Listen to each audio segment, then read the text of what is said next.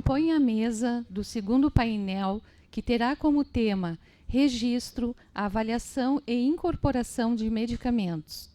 Doutora Luciana Veiga, juíza federal no estado do Paraná. Doutora Vânia Canuto, analista de políticas públicas do Ministério da Saúde.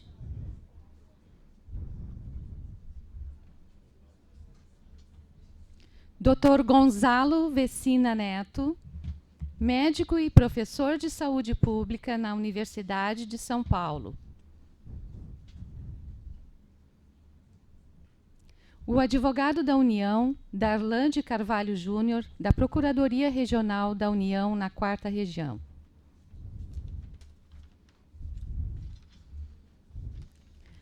Procederemos à apresentação do coordenador, mediador deste painel, Dr. Darlan de Carvalho Júnior. Dr. Darlan de Carvalho Júnior, advogado da União, coordenador-geral de assuntos judiciais da Consultoria Jurídica, junto ao Ministério da Saúde, Advocacia Geral da União. Coordenador regional da equipe de alto desempenho em saúde da Procuradoria Regional da União da 4ª Região. Convidamos o advogado da União, Darlan de Carvalho Júnior, para a condução deste painel. Boa tarde a todos. Agradeço novamente a presença. É um evento muito importante para a Procuradoria da 4ª Região, que é uma região que tem uma demanda muito grande na área da judicialização da saúde. E por essa razão, inclusive, existe uma equipe especializada na atuação das demandas judiciais. E esse evento é muito importante para que se tragam novas ideias, para que se discutam os assuntos que nós enfrentamos no dia a dia, e a presença de pessoas das mais diversas áreas é também fundamental para que não se fique restrito o debate à questão jurídica, mas também a gente consiga ampliar essa discussão, como foi pela manhã. A gente teve a presença de um economista, um farmacêutico e também de um jurista. E a ideia à tarde também é manter essa discussão mais aberta, com enfoques diferentes, sobre essa questão que tanto nos aflige hoje, que é a incorporação de novas tecnologias. Todos vocês atuam em determinada medida na área, vem percebendo que há uma necessidade crescente, uma demanda crescente da sociedade por novas tecnologias, e o valor dessas novas tecnologias também é cada vez mais elevado. Inicialmente, foi-se o tempo que o eculizumab, o Soliris, era o medicamento mais caro do mundo. Aí surgiu o Inspiraza, o Snersen, né? Hoje há outros medicamentos que já vêm aparecendo. E qual o limite dessa judicialização, dessa incorporação? Como vai se dar a incorporação, a avaliação dessas tecnologias pelos órgãos da administração, e como o próprio Poder Judiciário vai encarar essa situação?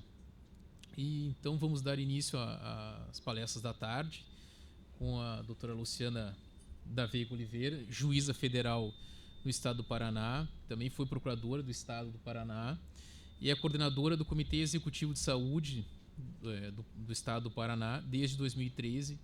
O Comitê de Saúde, que a gente tanto conversou hoje já sobre o funcionamento do Comitê do Paraná, que merece aplausos pelo seu funcionamento, é excelente e é uma referência para outros comitês. Então, vamos ouvir a doutora Luciana.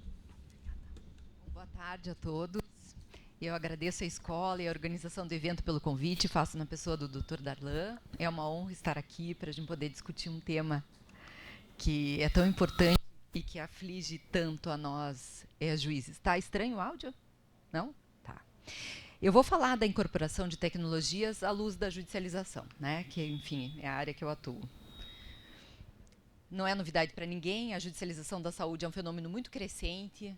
Esse é um estudo do CNJ desse ano, que mostrou um crescimento de 130% nos últimos anos, isso para a saúde pública. Para a saúde suplementar, a realidade não é outra. Tem um estudo da Folha de São Paulo, que mostra um incremento de mais de 300% nos últimos 6 anos nas ações contra as operadoras de plano de saúde, né? De acordo com dados de março desse ano do CNJ, a gente tinha 2.200.000 ações em tramitação, discutindo o direito à saúde no país. Então, é um fenômeno muito crescente e é um fenômeno que não tem a tendência de diminuir, né, ou de parar. não só pela falta de estrutura ou de gestão, ainda que a gente resolvesse o problema do Ministério da Saúde ou das secretarias de Estado e a gente conseguisse fornecer tudo que está dentro dos protocolos, ainda assim a judicialização ia crescer, principalmente por conta do foco que a indústria farmacêutica vem dando para a produção de novos medicamentos, né? Há um pouco mais de uma década atrás, é a posição, né? Tá. Pouco mais de uma década atrás, um pouquinho mais, uns 15 anos, a indústria farmacêutica começou a mudar a forma de atuação, né? A gente tinha lá atrás os chamados, o que a própria indústria chamava de medicamentos blockbusters, né? Eram medicamentos que eram feitos para um número muito grande de pessoas. Eu vou falar sem microfone, vocês me ouvem? Não? Tá. Eles faziam medicamentos para um número muito grande de pessoas, né? Então produziam um medicamento que ia ser desenvolvido e um número enorme de pessoas ia usar, e o lucro da indústria vinha em razão disso. Os grandes exemplos que a gente tem disso é o Mira, o Lipitor, o Viagra, são medicamentos que trouxeram um lucro muito grande para a indústria. Dos anos para cá, de 15 anos mais ou menos para cá, a postura da indústria mudou. Né?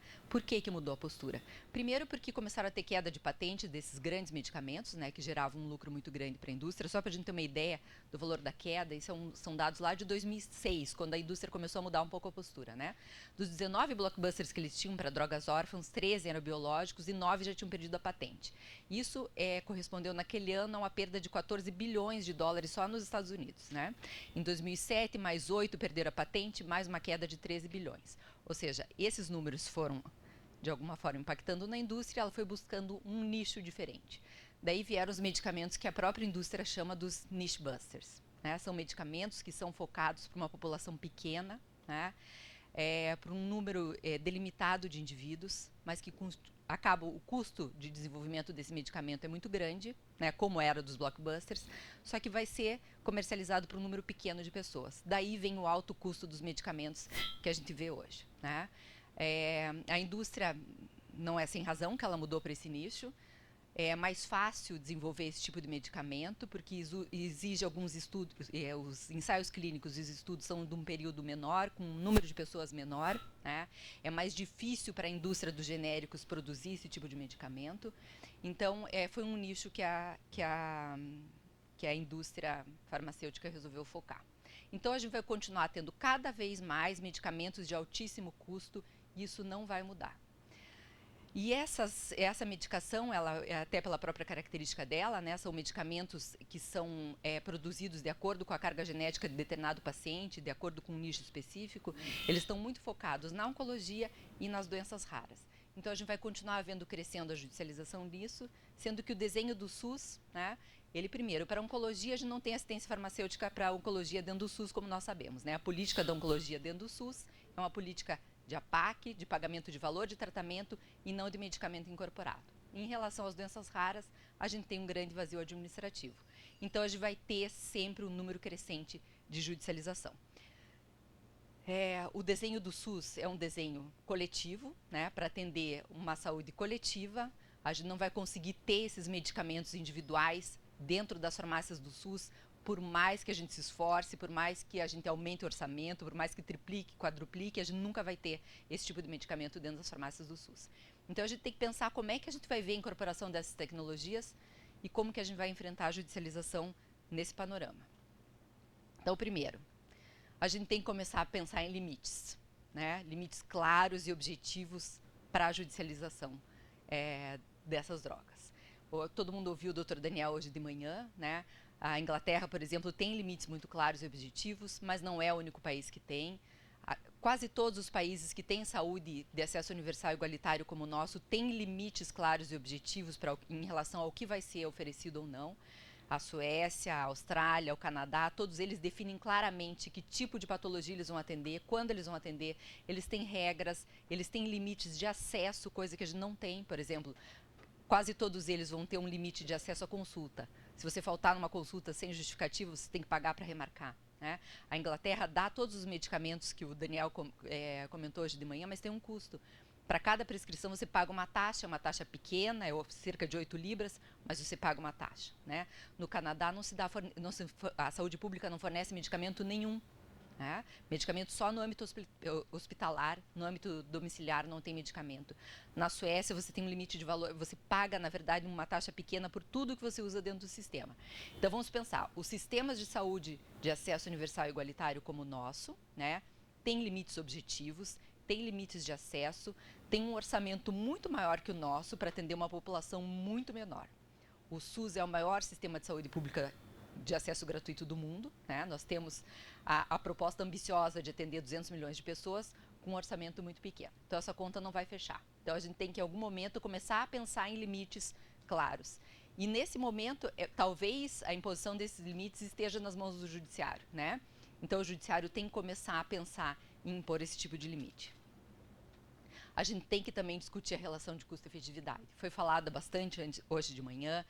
É uma discussão ética importante e talvez difícil, mas a gente não pode ignorar, né? A gente costuma ouvir aquele jargão repetitivo que a saúde não tem preço, ela não tem, mas ela tem custo, né? E a gente tem que enfrentar esse custo. Eu trago um exemplo, que é um exemplo bem exagerado, mas que eu acho que cabe bem para a gente poder fazer um raciocínio. Então, esse medicamento, ele, não sei aqui no Rio Grande do Sul, mas ele já é bem judicializado lá no Paraná, a gente já tem um número razoável de casos. É o Atalureno, ele custa R$9.200.000 para um paciente. É para uma doença rara, para essa distrofia muscular de Duchenne. A gente teve várias liminares deferidas no Paraná, depois teve uma suspensão de segurança, mas no primeiro momento elas foram deferidas, né?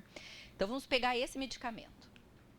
Essa doença é uma doença rara, ela só atinge indivíduos do sexo masculino, normalmente entre 1 a cada 3.000 ou 4.000 homens nascidos num determinado ano. Então, se hipoteticamente a gente pegar só o ano de 2017 aqui no Brasil e analisarmos quantos indivíduos do sexo masculino nasceram naquele ano, colocarmos dentro daquela conta de 1 para cada 3.000, nós teríamos hipoteticamente 375 pessoas que deveriam ser que desenvolveriam essa doença, né? Lembrando que a nossa saúde pública é de acesso universal, né? A gente conseguiria dar a universalidade para esses pacientes, para esse medicamento? Então, se a gente resolvesse tratar os pacientes nascidos naquele ano, a gente ia gastar R$3.375.000 só naquele ano, esse medicamento é para o resto da vida, para tratar aqueles pacientes. Ou seja, a gente resolveu não tratar todos os que nasceram antes, que ainda estão vivos, né? E todos os que nasceram depois. Se a gente mudar isso para a gente resolver atender 10 anos, já são 30 bilhões. O orçamento total do Estado do Paraná para medicamento do ano passado, incluindo a judicialização, foi de 1 bilhão. Então, fica claro que a gente não consegue atingir a universalidade em tudo, né? A gente tem que entender que a gente vai ter que ter alguns limites, por mais difícil que seja essa discussão ética em relação a valor. Além de tudo, a gente tem que trabalhar para trazer algum tipo de deferência para a Conitec, né? A gente viu hoje de manhã também o Dr. Daniel falando o quanto o NICE é respeitado no sistema de saúde inglês. A gente tem que buscar trazer isso também para a nossa Câmara de Controle, né? Para a nossa Comissão de Incorporação de Novas Tecnologias. A gente não vê isso ainda, né? O que a gente vê é que o Judiciário, na maioria das vezes, ignora até a existência da Conitec, né? Não só da Conitec, mas de outras análises dos NATs ou de alguns pareceres, muitas vezes até do registro da Anvisa, o Judiciário acaba ignorando esses órgãos, né? Eu trago esses dados aqui, são lá do INSFER, que mostra quantas vezes esses órgãos foram citados em decisões judiciais. Então, se a gente pegar ali a Conitec, ela foi mais citada no Sul, né, em decisões do Sul, em 1,5% das decisões, né? Se a gente for lá para o Nordeste, é 0,07%. E assim vai. Ou seja, a gente ignora que tem um órgão que faz análise de incorporação de novas tecnologias no SUS. Isso é totalmente ignorado.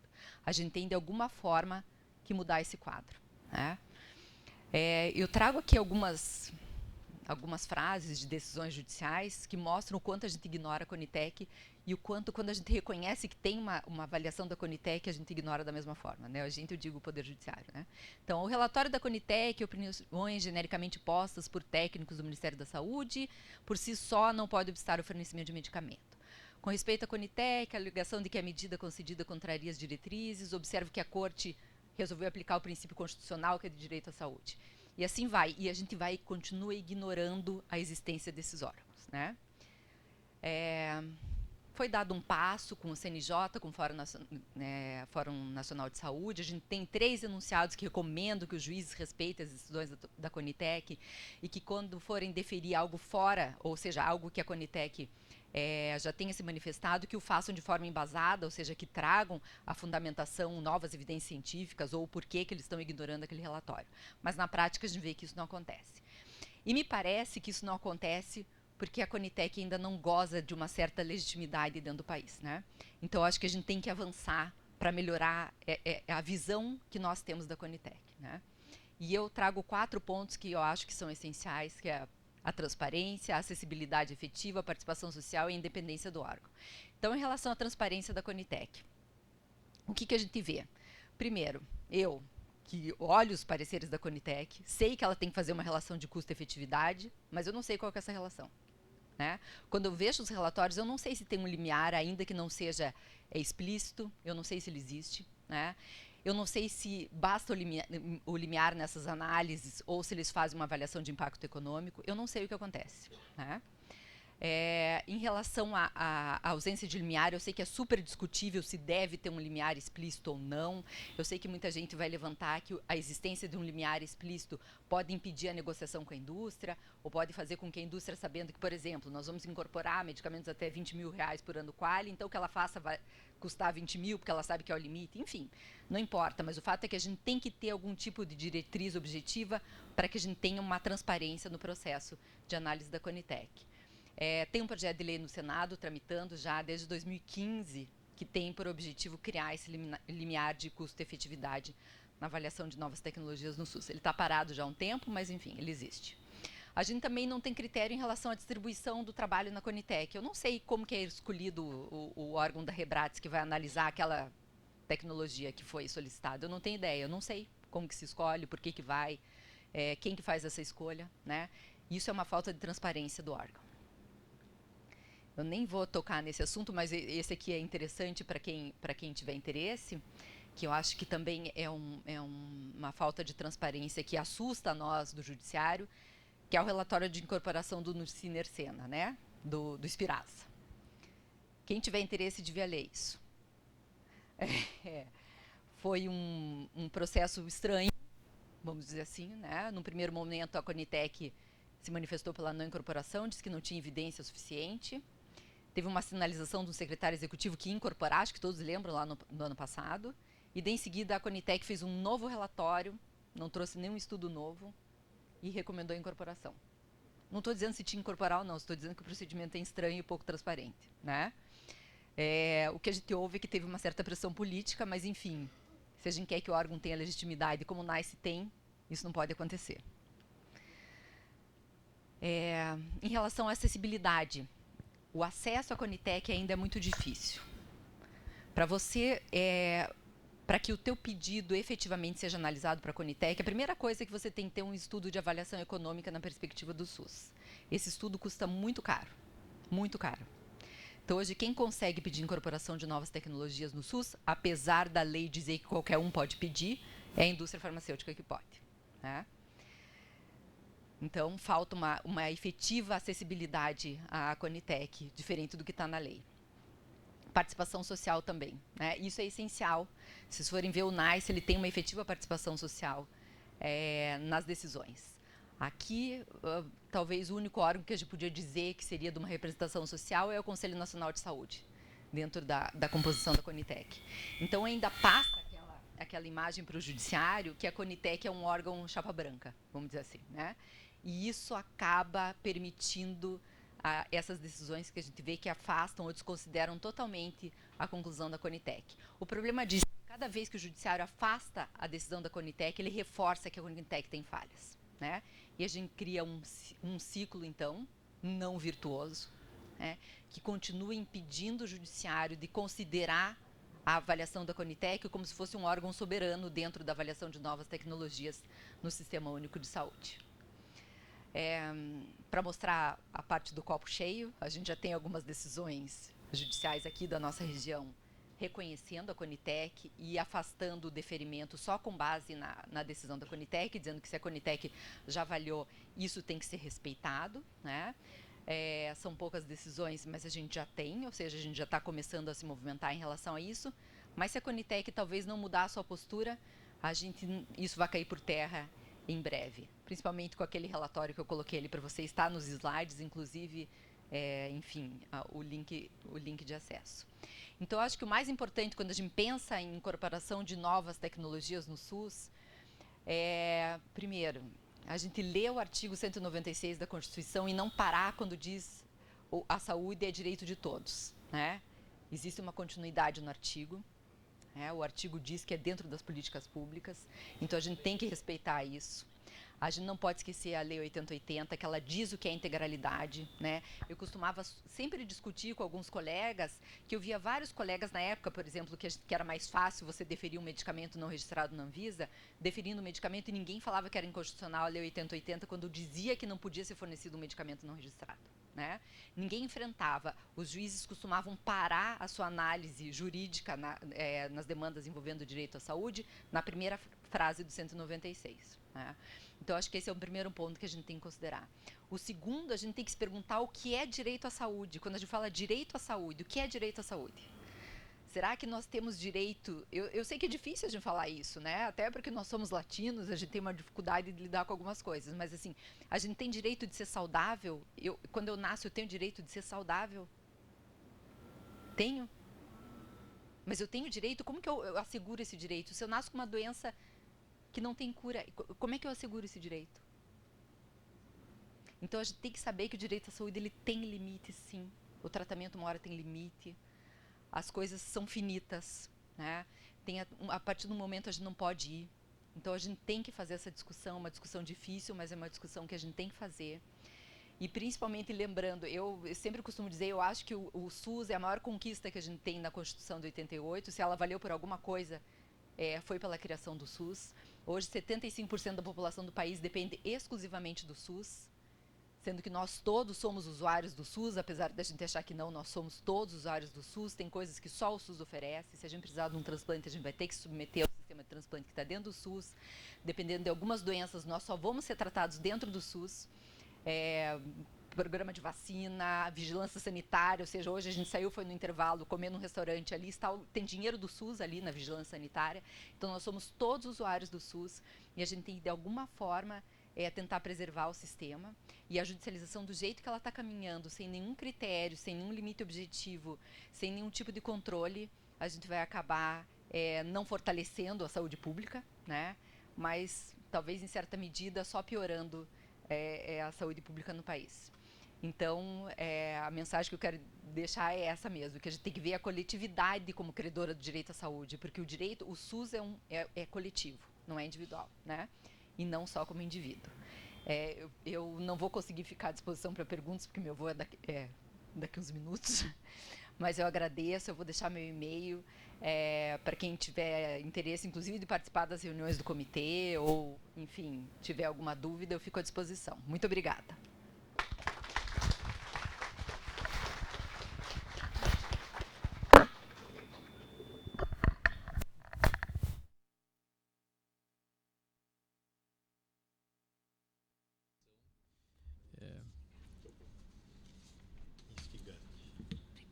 Traz uma importante reflexão sob a ótica de quem julga, de quem recebe a demanda e tem que decidir.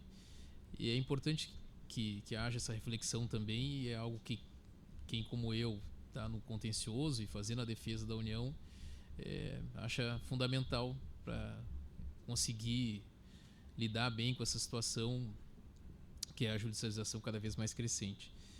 Vamos passar à próxima palestra, que é a da doutora Vânia Cristina Canuto Santos, bacharel em Ciências Econômicas pela Universidade Federal do Rio de Janeiro, especialista em políticas públicas, especialista em economia da saúde e farmacoeconomia, mestre em saúde pública pela Fundação Oswaldo Cruz, a Fiocruz, e atualmente diretora do Departamento de Gestão e Incorporação de Tecnologias e Inovação em Saúde do Ministério da Saúde. Por favor.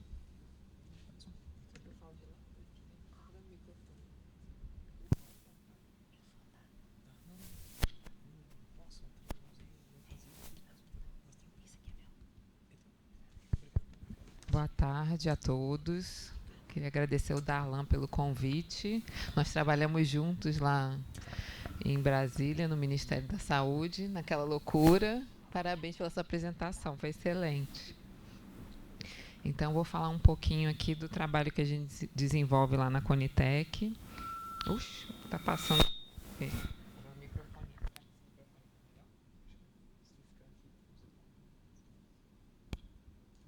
Alô?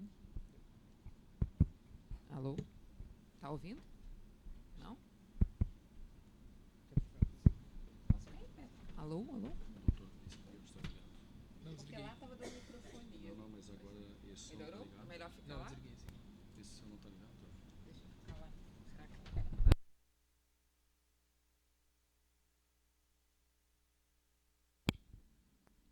Alô?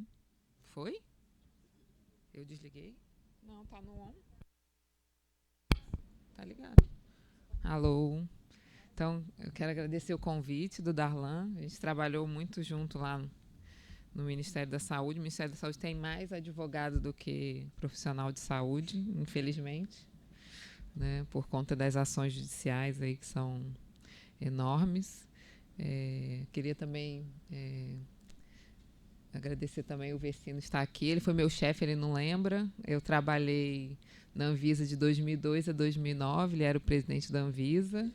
Então, trabalhei na Câmara de Regulação do Mercado de Medicamentos, na CEMED, lá no comecinho, e aí foi um diretor inspirador para a Anvisa. Precisamos que a Anvisa volte a ter presidentes como tivemos no passado. Então, de 2009 para cá, eu fui trabalhar no Ministério da Saúde. Em 2011, trabalhar diretamente com a organização e a criação da Conitec.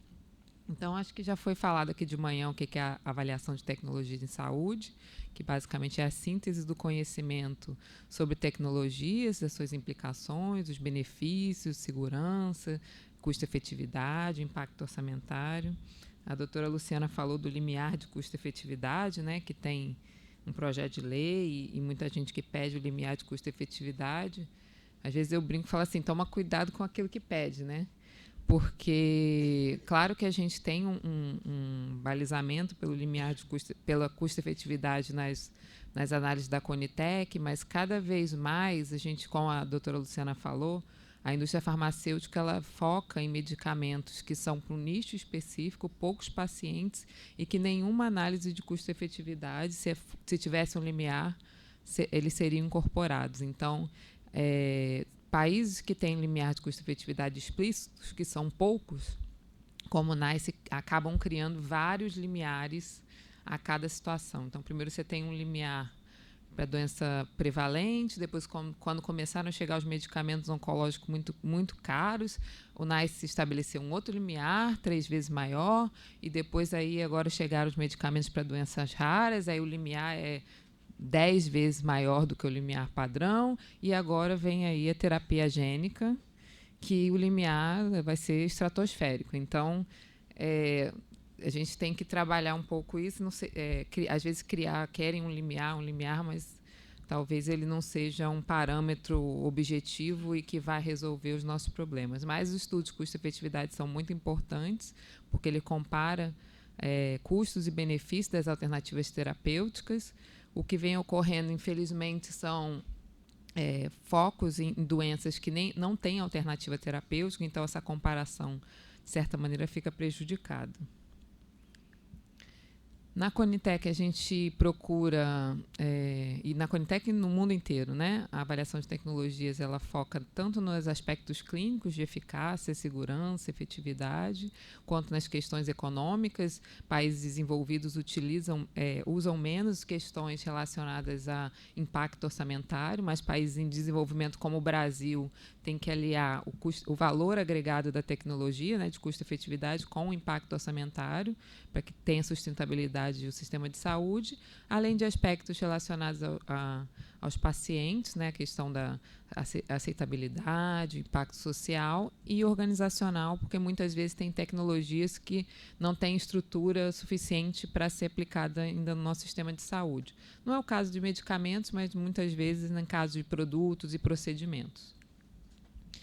Então, em geral, os países utilizam a ATS na tomada de decisão de incorporação, mas ela pode ser utilizada em todas as etapas do processo. É um desafio do mundo inteiro e nosso também começar a reavaliar as tecnologias incorporadas. Então, eu brinco que trabalhar na Conitec sempre as pessoas estão insatisfeitas com você, ou os gestores estão insatisfeitos porque acham que você incorpora demais, ou os pacientes estão insatisfeitos porque você acham que incorpora de menos, o judiciário também fica insatisfeito, então ninguém está satisfeito. Então a gente precisa trabalhar na reavaliação de tecnologias.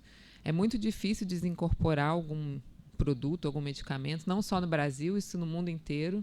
Os países começaram a trabalhar em diretrizes para desincorporação, né, desinvestimento, como eles chamam, e hoje alteraram até essas diretrizes que são chamadas de diretrizes de reavaliação de tecnologias. Então, não necessariamente uma reavaliação implica numa exclusão de tecnologia, mas talvez numa restrição de uso, numa renegociação de preços, ou redução de indicações. Então, hoje, basicamente, a gente tem trabalhado mais em exclusão de tecnologia só por obsolescência, abandono, substituição por outra tecnologia, mas precisamos avançar numa reavaliação mais ativa.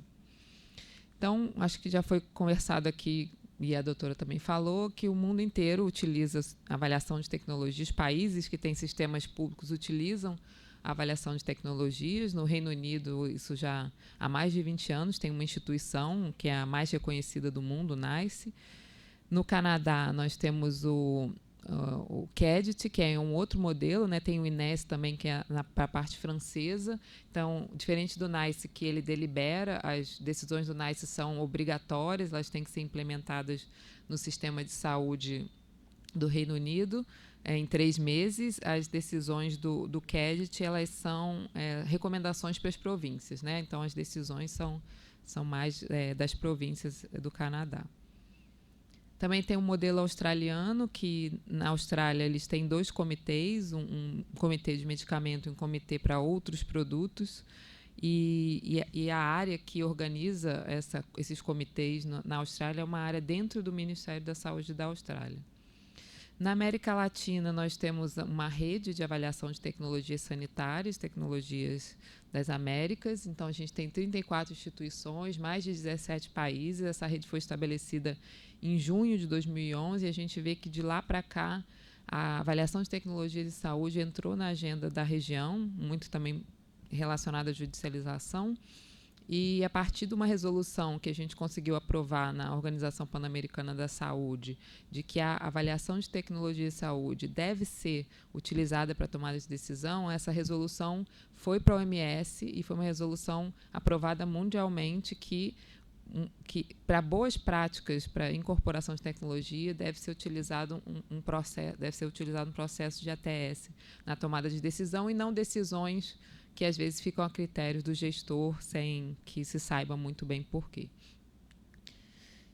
Então, essa rede ela tem um banco de dados, uma base de dados que vocês podem acessar todos os informes feitos na América Latina de ATS, se chama Brisa, e ela é disponível, é gratuita, ela está na BVS. Na BVS tem mais de 1.000 informes, tem os informes da Conitec e todos os documentos feitos na região.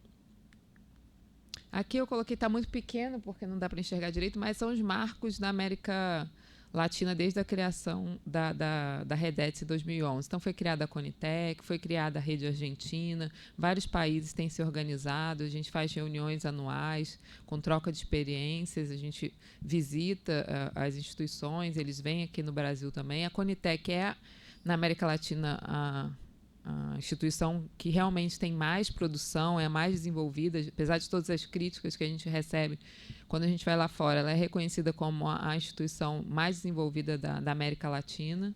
Temos a Colômbia também, que tem um instituto, o México um pouco, mas a Conitec é a mais consistente e em menos de 10 anos a gente tem um resultado expressivo de avaliações. Então, no Brasil, para a gente poder avaliar um medicamento, tem que passar pelo registro da Anvisa. A Anvisa alterou sua legislação recentemente e e os registros saem muito mais rápido, não tem praticamente fila de análise de medicamentos. Então, existe uma regra para registros prioritários, que eles são avaliados em 120 dias, são registros para medicamentos de doenças negligenciadas, doenças raras, né? Então, a Anvisa tem dado celeridade nisso, mas que também, quando tem essa prioridade, o medicamento tem que ser comercializado em até 1 ano. E depois ele vai para a CEMED, depois que tem o registro, tem análise pela Câmara de Regulação do Mercado de Medicamentos, que tem regras para medicamento novo, tem que ser um menor preço internacional ou custo de tratamento se ele não tiver vantagem terapêutica, menor preço internacional de uma cesta de países.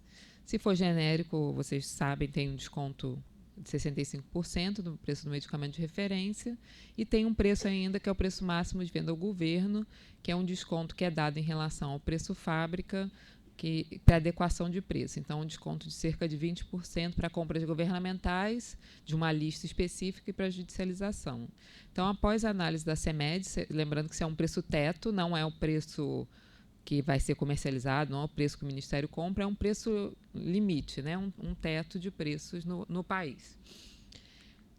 Depois dessa análise, vem a análise da Conitec, se demandada. Então, a Lei 12.401, que alterou a Lei 8080, criou essa comissão, que não é uma comissão do Ministério da Saúde, não é uma comissão de técnicos do Ministério da Saúde.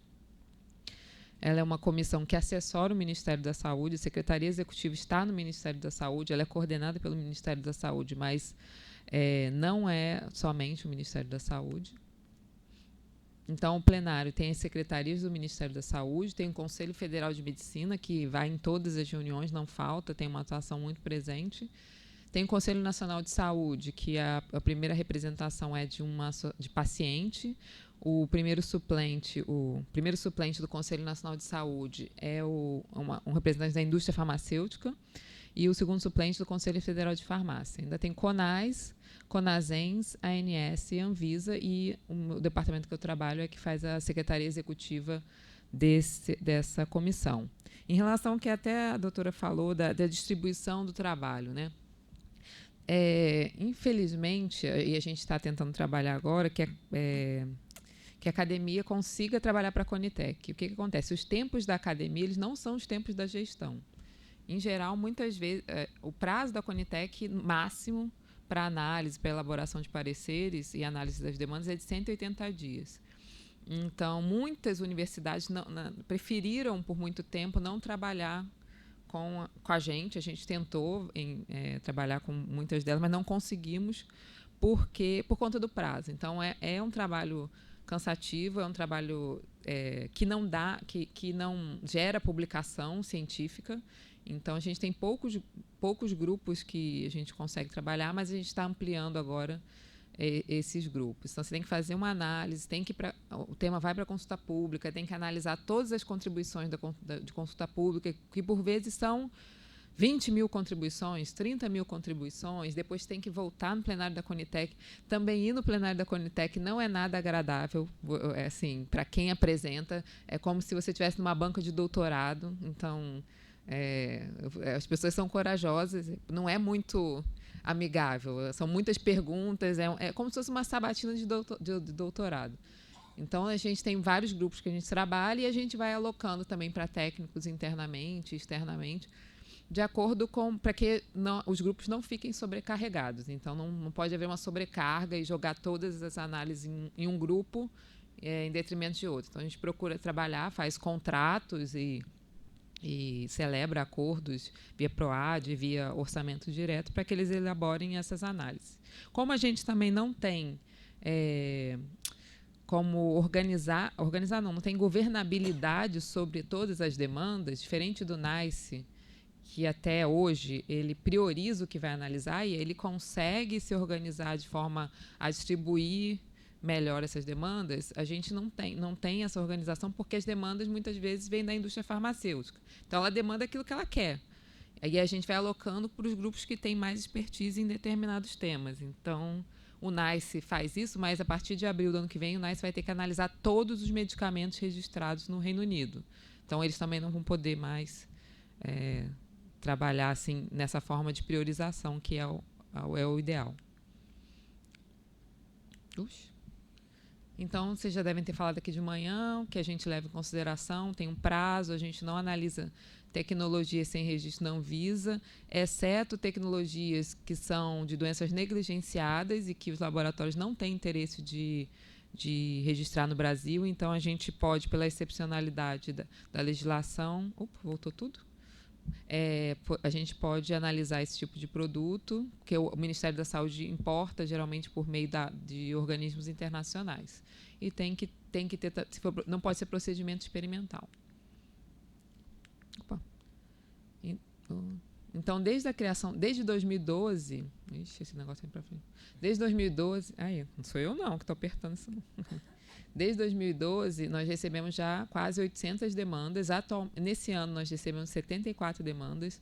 Vocês podem ver que a maior parte é demanda interna do próprio Ministério da Saúde. No começo havia uma demanda muito grande da indústria farmacêutica.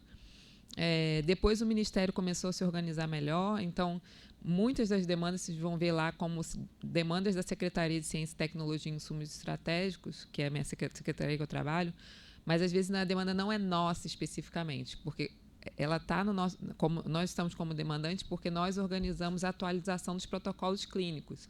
Então, a cada atualização de protocolos clínicos, nós fazemos reuniões de escopo, os especialistas e os pacientes participam e são definidas as tecnologias que vão ser avaliadas. Então, aí a gente encomenda os estudos, a gente que contrata um grupo para fazer esses estudos, então entra ali como uma demanda nossa, mas é uma demanda desse grupo de elaboração de PCDTs. Por tipo de tecnologia, medicamento é a grande maioria, né? Como acho que no mundo inteiro. Até porque nossa tabela, para os demais produtos, ela é de procedimento. Então, as pessoas só procuram a Conitec quando eles querem ou criar um novo procedimento na tabela ou querem alterar o valor do procedimento na tabela.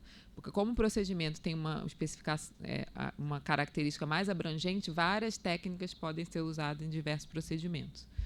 A maior parte das demandas foram na área de infectologia, na área de oncologia, reumatologia, genética também, neurologia, pneumologia e na área cardiovascular.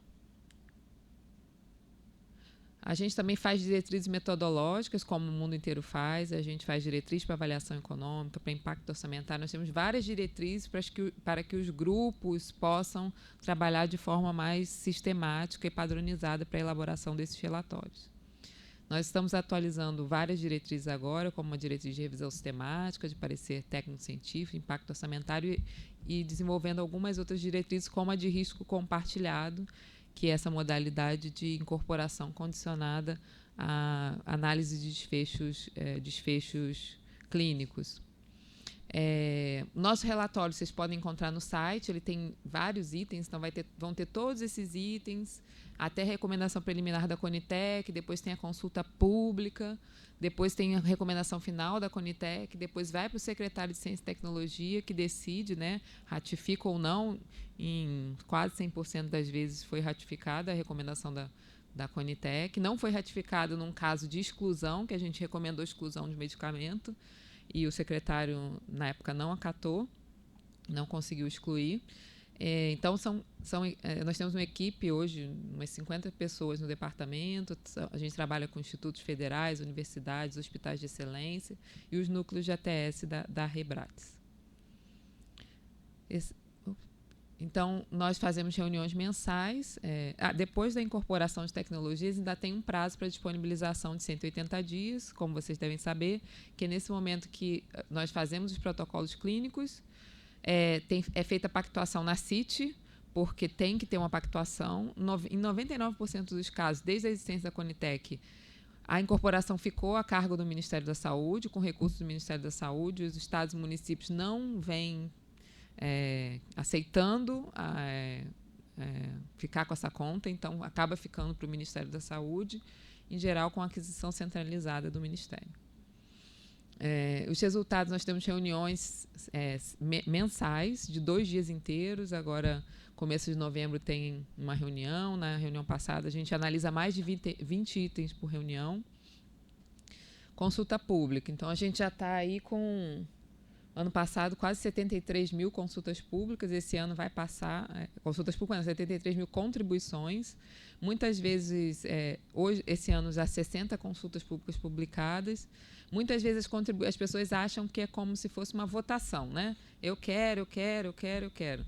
Então, muitas vêm só, às vezes com frases repetidas, mas a gente percebe que, com o passar dos anos, até a população tem conseguido contribuir melhor, tem dado sugestões melhores e são todas analisadas pela Conitec. Então, em termos de recomendação, cerca de 60% são recomendações de incorporação, 32% aí de não incorporação e 10% de exclusão. Exclusão aí sempre pensando em substituição. Os protocolos clínicos também, que são os documentos que norteiam todo o cuidado. Hoje a gente tem 147 protocolos vigentes, 60 protocolos em elaboração, e esse ano nós publicamos já 18 protocolos. Então, as principais áreas de protocolos, vocês podem ver aí, a oncologia, protocolos na área de oncologia e na área de genética. E a Rebrates, né, a gente tem uma rede que tem mais de 100 membros, ela ficava coordenada por uma outra área da secretaria, agora ela veio para o nosso departamento para que a gente possa tentar aliar mais a rede, a tomada de decisão, o subsídio para a Conitec. São 128 membros cadastrados, mas assim, tem heterogeneidade em relação à condição de fazer ETS. Então, não são 128 instituições que têm condições de, hoje, desenvolver toda uma análise para a Conitec, de tanto a parte clínica quanto a parte econômica. Então, são poucas instituições que a gente tem expertise para isso. Para a elaboração de protocolos clínicos, menos ainda, né, Ayrton? São poucos. Para fazer protocolo clínico é bem complicado, bem complexo, são poucas instituições. Muitas vezes a gente tem um prazo de 6 meses para fazer e é muito difícil. Então, a gente realiza várias atividades, não sei se está dando para enxergar direito, mas a gente tem cursos à distância, EAD, tem especialização, tem curso, essa semana está tendo curso de MHT, semana que vem a gente tem uma oficina com NAS, então é uma equipe que está sempre se capacitando e a rede também se capacitando. No site da Conitec, tanto no site da Rebrate, vocês podem ter informação sobre cursos à distância, presencial, que vocês podem se candidatar a participar. Então, a gente também faz videoconferências, a gente fez algumas esse ano sobre alguns temas. Se vocês tiverem sugestão de temas, a gente também agradece. E fizemos um grande evento agora no final do ano, agora esse mês, no começo do ano, que foi o primeiro congresso da rede. Nós tivemos 400 inscritos, tinha mais gente querendo se inscrever. Foi um evento muito bom, tratando de temas assim, atuais que estão sendo discutidos lá fora, como doenças raras, terapia gênica, comunicação em saúde, participação social. E tem um site específico que lá vocês conseguem ver as apresentações também.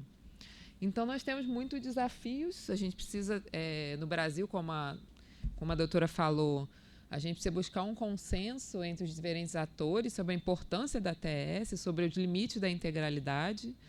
Nenhum país do mundo dá tudo para todo mundo, isso não é possível, não existe isso.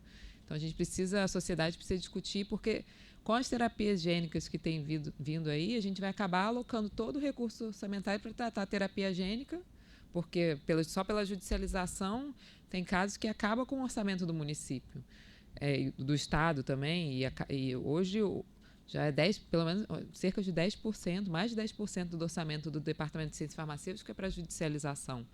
Então, doenças que são crônicas, com tratamentos mais baratos, vão ser negligenciados.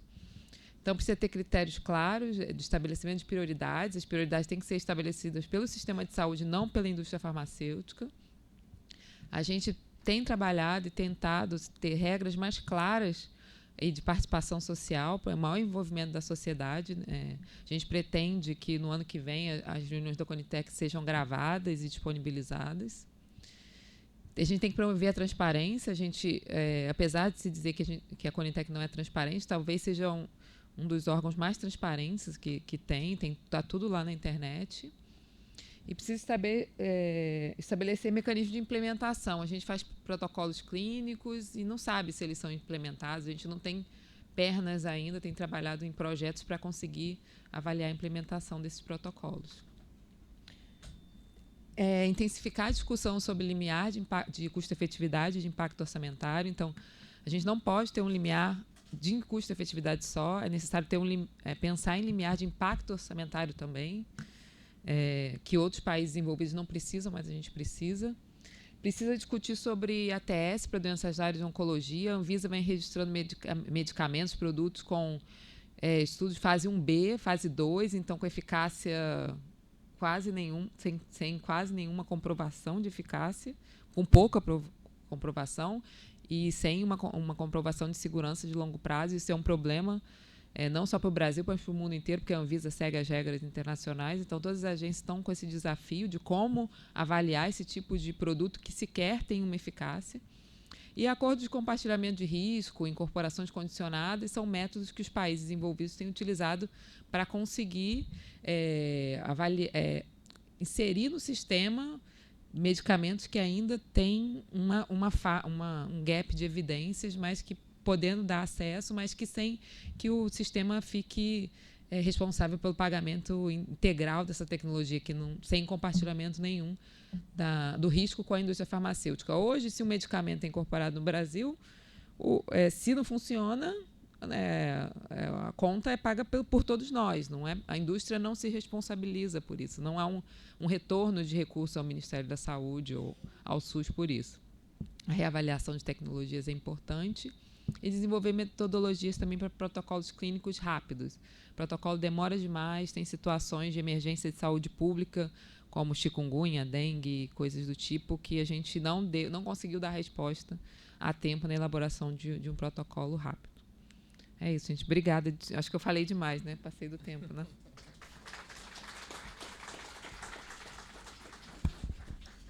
Obrigado. Mais uma palestra que acrescenta muito nessa discussão. Muito obrigado. A doutora Vânia, uma pessoa que está presente nessas discussões na Conitec, que tem um impacto imediato na judicialização, seja pela incorporação ou pela não incorporação. Isso cada vez mais define como vai ser julgado aquele pedido apresentado pela parte autora. Então, é um trabalho fundamental que vai... Quanto maior a estrutura da Conitec, quanto maior a capacidade de análise que ela conseguir desenvolver, maior o impacto dessa atuação na judicialização. Eu só faço um breve questionamento sobre a questão do compartilhamento de risco, que existe um projeto piloto em relação ao Nusiner 100 e que aflige, em certo ponto, a todos que lidam com isso. Mas qual a relação, qual a sua ideia sobre se isso é possível estendê-lo a outros casos? Esse projeto é possível estender? Em que situação, caso tenha ciência, né, em que situação se encontra hoje esse projeto como vai ser aplicável isso à incorporação de tecnologias no Brasil? Está desligado? Não sei. Aqui? Peraí. Aqui, ó. Então, compartilhamento de risco, ele já é feito em outros países aí há mais de 15 anos. Então, você pode fazer um compartilhamento de risco de volume, um financeiro, né, ou de desfecho.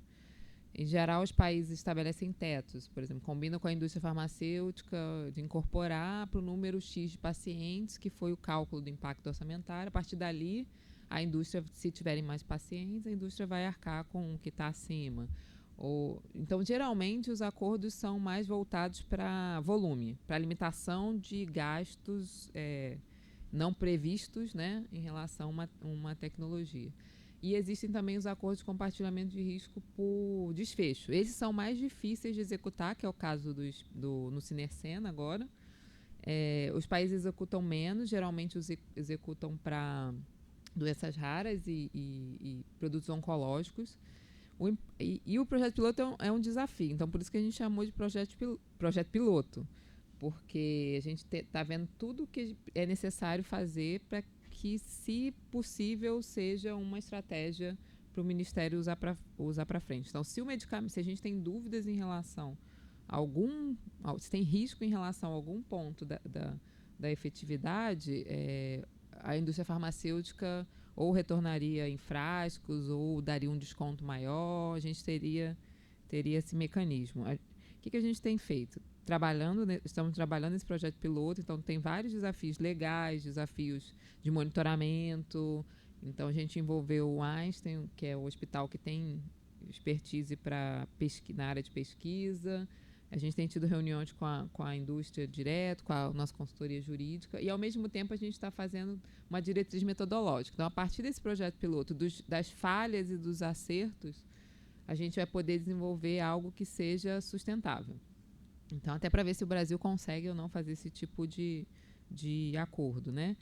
Então, a gente fez um evento internacional no começo do ano, nossa equipe está trabalhando junto com o pessoal da UFMG, do CECATES, foi agora visitar a experiência da Itália e da Espanha. A Itália faz compartilhamento de risco para quase todas as incorporações, mas geralmente eles fazem por teto financeiro, então por recurso financeiro, que é o mais fácil de executar. Então tem muito, estamos aí trabalhando, mas não é fácil, não tem sido fácil. E aí a gente pretende publicar uma diretriz metodológica e vai ser cada vez mais necessário de desenvolver isso, porque, como eu falei, os medicamentos, as terapias gênicas, elas vão vir todas praticamente sem evidência científica nenhuma. Então, com quase nada de evidência. E uma pressão muito grande do judiciário, da população, porque muitas vezes são medicamentos e produtos de doenças que não têm alternativa terapêutica. Então, a gente precisa trabalhar como desenvolver mecanismos para prover o acesso sem pôr em risco a sustentabilidade do sistema. Então, a gente tem trabalhado. E só em relação no Cinercena, que a juíza falou que é estranho, né? A questão do Cinercena não é tão estranho assim, não, como ela disse. É porque as pessoas não assistem à reunião da Conitec também. Mas o NICE não incorporou também na primeira análise que ele fez. Ele não incorporou, parou a análise, foi negociar preço, depois voltou e incorporou do mesmo jeito que a Conitec incorporou. E, por coincidência, acho que foi na mesma semana. A gente incorporou para o tipo 1, ele incorporou na semana seguinte para o tipo 1. E foi... então, assim, existe isso. A gente analisa, às vezes tem negociação de preço, as coisas mudam e a decisão muda. Comparando no Cinercena com os medicamentos que vem vindo aí, ele até tem muita evidência científica. Estão vindo produtos e medicamentos que têm menos evidência científica ainda do que o no Cinercena e vão nos desafiar mais ainda. Então, é um trabalho hercúleo. Vamos fazer um breve intervalo de 10 minutos, tem um coffee break, aí a gente volta para a palestra de encerramento do Dr. Gonçalo, que tem todo um conhecimento. Aí na volta a gente abre para perguntas e aí a palestra de encerramento do Dr. Gonçalo. Até mais. Gonçalo é uma lenda, né? Boa tarde novamente. Vamos prosseguir com o seminário e a palestra de encerramento, que é de uma pessoa que é uma referência na área. Todo mundo o conhece, ele é respeitadíssimo, ocupou diversos cargos importantíssimos, tem um conhecimento vasto sobre tudo que foi debatido hoje e não é à toa que encerrará o nosso evento. Então, lerei aqui o currículo do Dr. Gonçalo Vecina Neto, que já agradeço por ter comparecido, por prestigiar o evento e torná-lo ainda melhor. O Dr. Gonçalo é graduado pela Faculdade de Medicina de Jundiaí, mestre em Administração e Concentração de Saúde pela Fundação Escola de Administração de Empresas de São Paulo da Fundação Getúlio Vargas, foi secretário municipal de saúde em São Paulo, secretário nacional de Vigilância Sanitária, diretor-presidente da Anvisa, é professor da Faculdade de Saúde Pública da Universidade de São Paulo, foi também superintendente do Hospital Sírio-Libanês. Então isso já demonstra a vasta experiência que ele tem e peço a atenção de todos, que certamente o Dr. Gonçalo vai acrescentar bastante. Muito obrigado. Muito boa tarde a todos e a todas. É um grato prazer estar aqui na AGU, na escola da AGU. E agradeço o convite que o Dr. Darlan me fez para ter esse contato aqui com vocês e discutir esse assunto tão controvertido quanto é o da judicialização, né? Também cumprimento a Vânia Canuto, que eu não lembrava dela mesmo, tá certo? A gente vai ficando velho, vai ficando esquecido. Além de tudo, tem mais isso, né? Mas uma coisa é certa, né? Quando o Darlan colocava lá da minha experiência, né? Isso também eu vivi tudo isso, né? E tem um ditado que eu gosto muito de citar, que é sobre o diabo, né? Mais sabe o diabo por ser velho do que por ser sábio. Então, eu tenho pelo menos essa condição. Eu vivi muitas coisas e então passei por muitas coisas, aprendi umas tantas e esqueci outras tantas, né? De qualquer forma, essa questão da judicialização, ela foi ficando mais complicada na saúde pública brasileira nos últimos 20 anos, particularmente nos anos do SUS, né?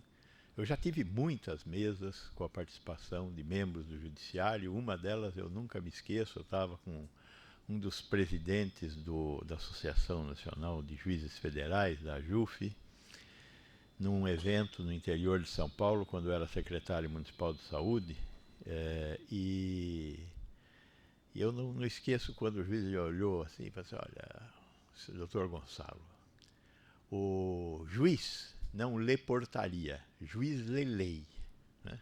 Com isso ele encerrou o assunto que eu estava tentando discutir, porque a gente estava tentando discutir em cima de portaria, né?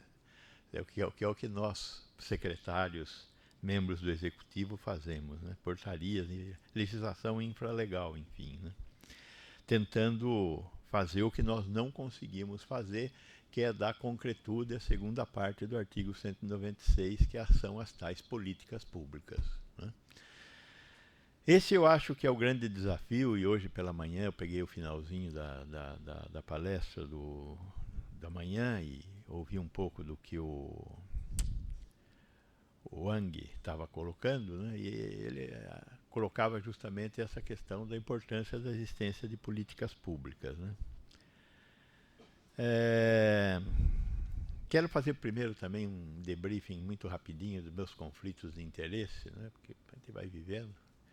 Eu atualmente estou numa comissão do Conselho Nacional de Justiça que foi criada na gestão do ministro Lewandowski, sob a presidência do Dr. Arnaldo Rossepian, que completou seu tempo de Conselho Nacional de Justiça por semana retrasada e saiu da presidência. A doutora Candice agora é a nova presidenta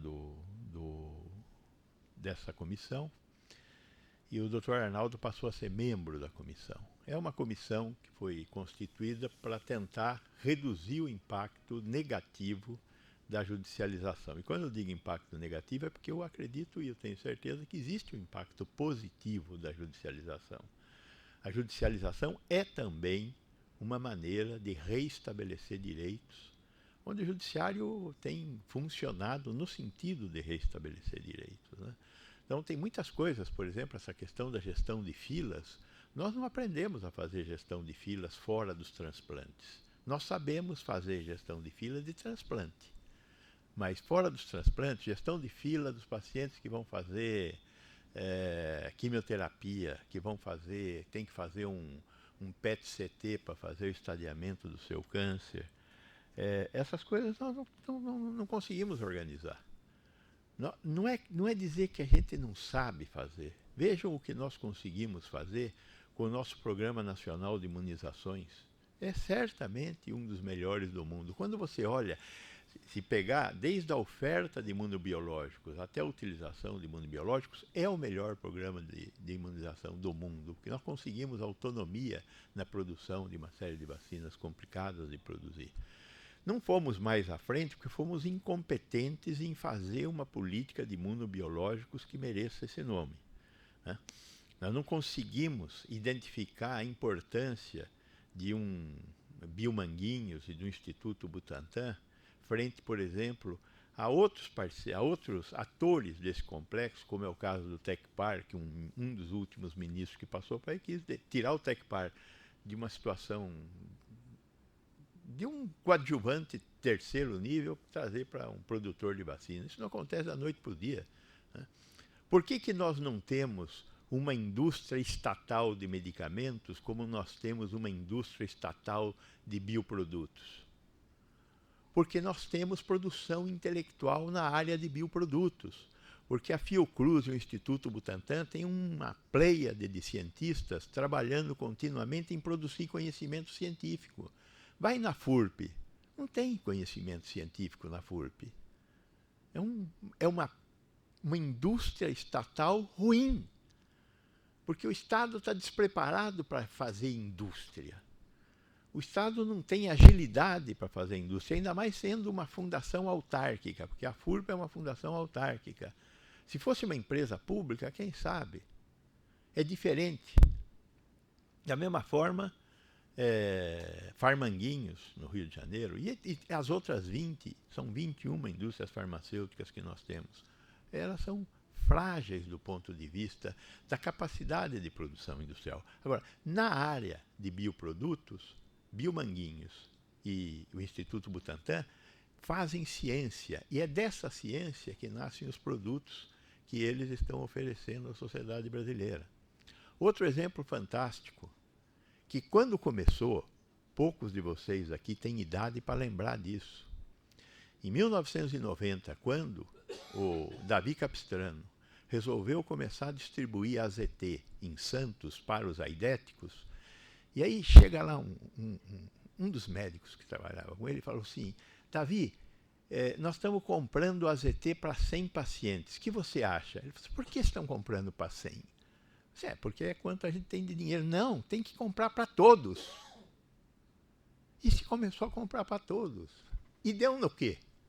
Deu nesse fantástico programa que nós temos de tratamento dos pacientes portadores do vírus da AIDS, que é um sucesso mundial. O que tem? Tem tudo. Tem tudo.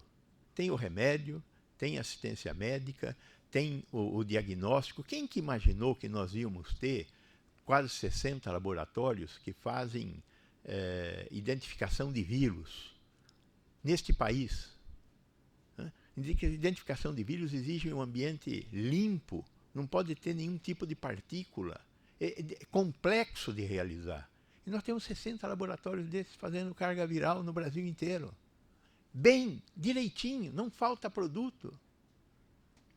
É lógico que tem também um outro componente fundamental, que é o componente da população presente, as ONGs, o isto, aquilo que... acho que a grande transformação da AIDS se deu pela pressão da sociedade. Uma doença bastante democrática, imortal. Né?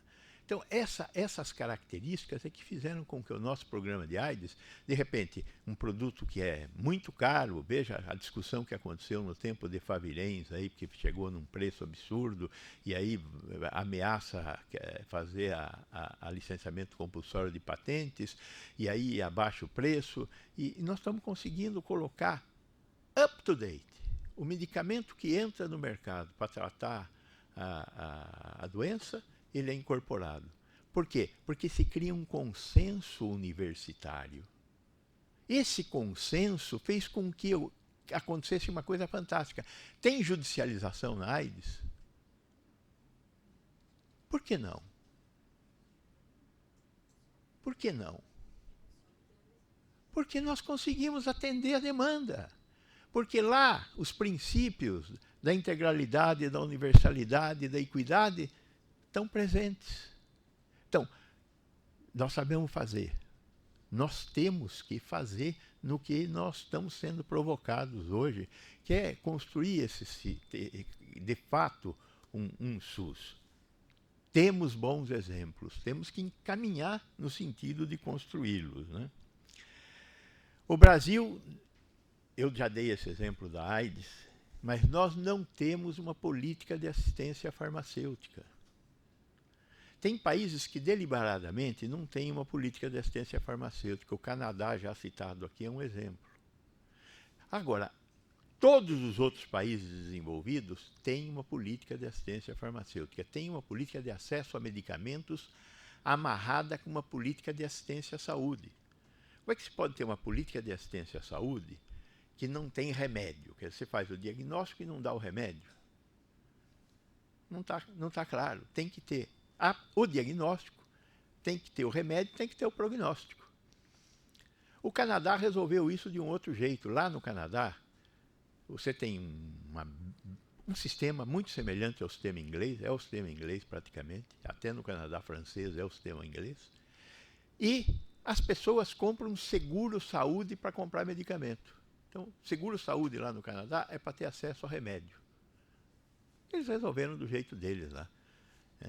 É um país rico, grande territorialmente, mas com 30 milhões de habitantes. Então, está resolvido. Agora, a Inglaterra, as 8 libras, Portugal tem um modelo semelhante, a Espanha, a França, a Alemanha, tem modelos de assistência farmacêutica. Nós não temos um modelo de assistência farmacêutica. Nós temos lá atenção básica, que é remédio distribuído pelo Estado, nos postos, nas unidades básicas de saúde, para um conjunto limitado de enfermidades. Né? E é um negócio que a gente nunca olhou de perto. De vez em quando a gente precisa olhar de perto esse negócio. Porque se olhar de perto, talvez a gente chegue à conclusão que alguma coisa está errada. Porque você manter uma rede de unidades básicas de saúde como a que nós temos, que é uma rede grande, com dispensação de medicamento em loco, tem um custo isso. Né? A maioria dos países do mundo fazem dispensação de medicamento através da rede privada de farmácias. No Brasil, a gente... foi uma das bobagens do governo Lula. Esse negócio de Lula, Bolsonaro, direita, esquerda, isso é uma bobagem também imensa que nós estamos vivendo nesse momento. Então, tem bobagens aqui e acolá. Né? Bom, essa coisa da farmácia, da farmácia popular do Brasil foi uma bobagem. O Lula, quando estava na campanha para ser eleito em 2002, ele foi visitar o LAFEP. O LAFEP é o Laboratório Farmacêutico de Pernambuco. É um laboratório estatal desses que eu mencionei. É até um dos melhorzinhos.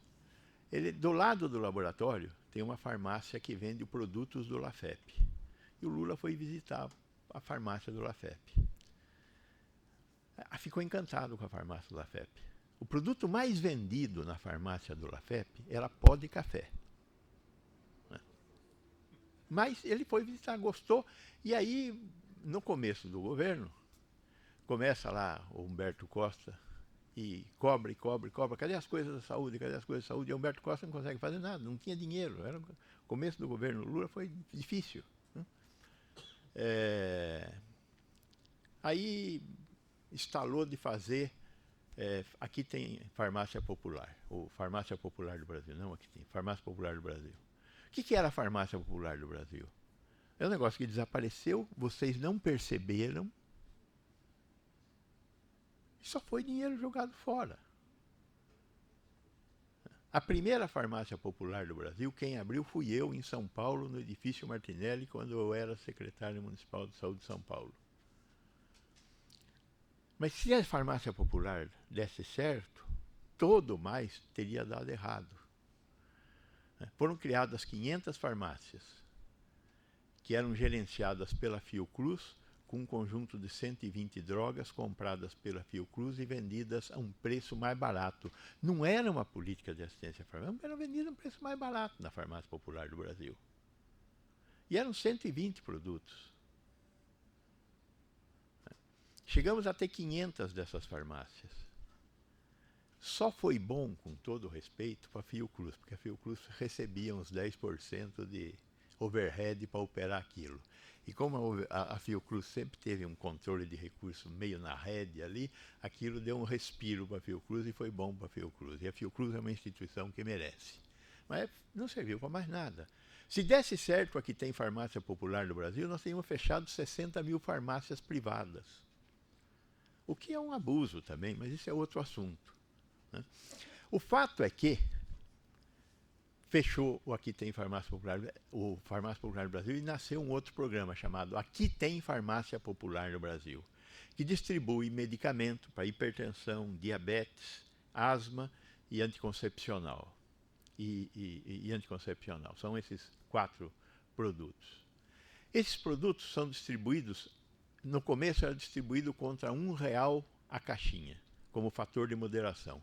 A Dilma acabou com isso, o que foi outra bobagem.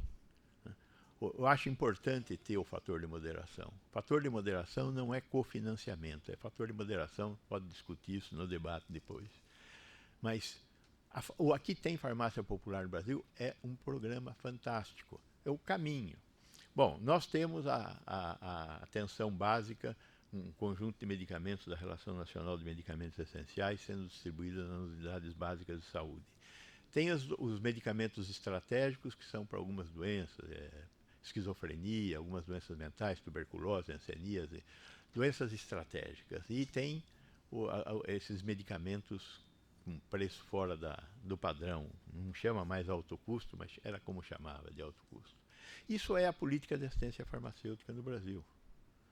Não temos uma política de assistência farmacêutica. Nós fizemos lá, eu fui um dos responsáveis pela criação da política de genérico. Política de genérico é uma política? Não é uma política, ela faz parte da política. O genérico faz parte da política. Houve uma queda no preço dos medicamentos no Brasil por causa dos genéricos? Houve uma queda no preço dos medicamentos. Isso está demonstrado por A mais Z. Agora, ele em si constrói acesso? Em si não constrói acesso. Junto com um conjunto de elementos, pode construir acesso. Pode construir. Mas não existe bala de prata. O genérico não é a bala de prata. Ele faz parte desse conjunto que nós temos que criar para criar uma política de assistência farmacêutica. Então, o que nós temos hoje é, na verdade, um remendo. Né? E temos um remendo que tem essas imperfeições da parte ruim do que é a judicialização. A judicialização tem um componente importante de ativismo jurídico. Um dos exemplos mais acabados de ativismo jurídico é um que faz mais ou menos um ano aconteceu, que foi um membro do Superior Tribunal de Justiça, do STJ, estava analisando um evento, que era um idoso aposentado que estava precisando pagar um cuidador e ele não tinha dinheiro para pagar o cuidador. Ele entrou com uma ação que foi parar no STJ. Essa ação, ela basicamente pedia para ganhar 25% a mais de aposentadoria para pagar o cuidador. O ministro do Superior Tribunal gostou tanto que levou isso para o Pleno. E o Pleno aprovou que todos os aposentados que tivessem problemas de mobilidade, etc., ganhassem 25% de salário de aposentadoria a mais para pagar um cuidador. Fantástico! Mas só que o nome disso é política. E o judiciário não foi feito para fazer política, o judiciário foi feito para restabelecer direitos. Foi ao Supremo e o Supremo anulou essa decisão do STJ. Frauda. Se um sujeito tem incontinência urinária, o que acontece se ele não tiver fraldas? Ele vai ter escaras. Então, fralda é saúde? Não é. Comida é saúde? Comida é saúde. Mas não é comida, não é saúde. Comida faz parte da função pública, nutrição. É outra função pública. Por isso nós temos funções públicas. Habitação é uma função. É importante para a saúde? Fundamental. Mas é outra função. Saneamento é saúde? Saneamento é saúde. Mas é outra função do Estado. É saneamento. Então são diversas funções que compõem a vida numa sociedade moderna, civilizada, como a nossa. Então, fralda não é função saúde.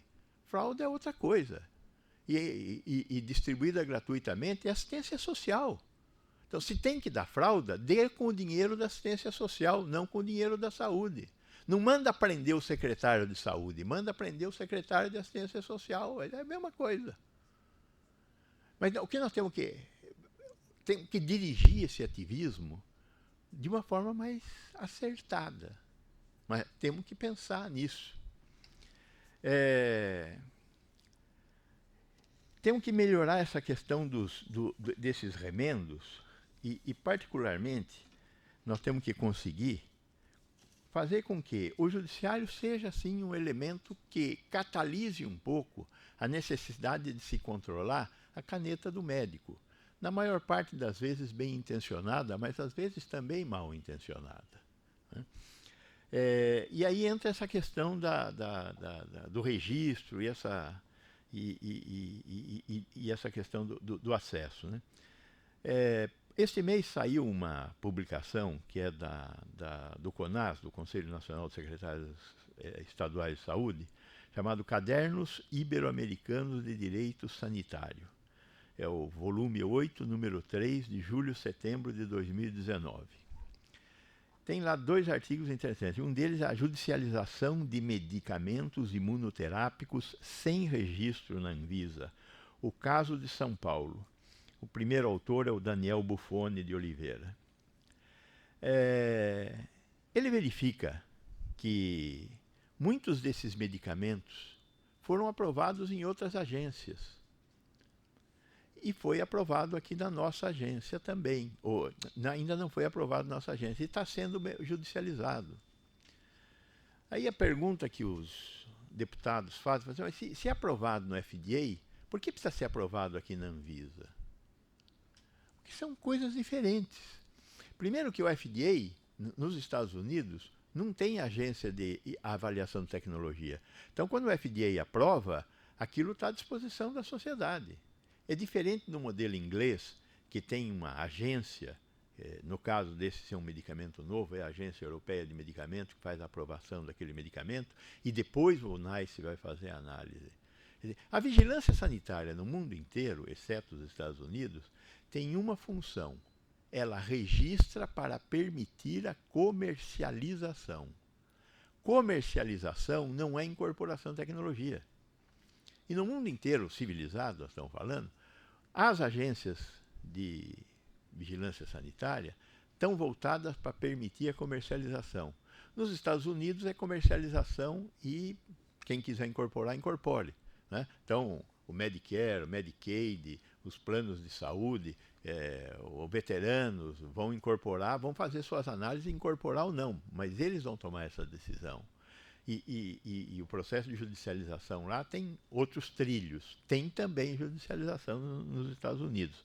Agora, boa parte desses medicamentos que foram analisados neste artigo são produtos que foram aprovados nos Estados Unidos no modelo de fast track. Ou seja, é um produto que vai para um tipo de doença que não tem nenhuma alternativa terapêutica ou tem alternativas terapêuticas ruins. Então, o que é o fast track? O fast track dá uma passada por cima e vai fazer, na verdade, um fase 3 em campo, sendo utilizado. É diferente se a gente quiser incorporar aqui no Brasil, porque a gente vai acabar fazendo parte desse processo, que é um processo ainda de avaliação daquele produto. Faz parte ainda da pesquisa. Então, se nós estamos pagando, se é a sociedade brasileira que está pagando, o critério de incorporação da tecnologia não pode ser um fast track, é diferente. Então, o fato de estar incorporado no FDA, de estar registrado no FDA, não implica, primeiro, em registro automático no Brasil. E segundo, em incorporação, mesmo que tivesse o registro em incorporação no elenco de medicamentos. Né?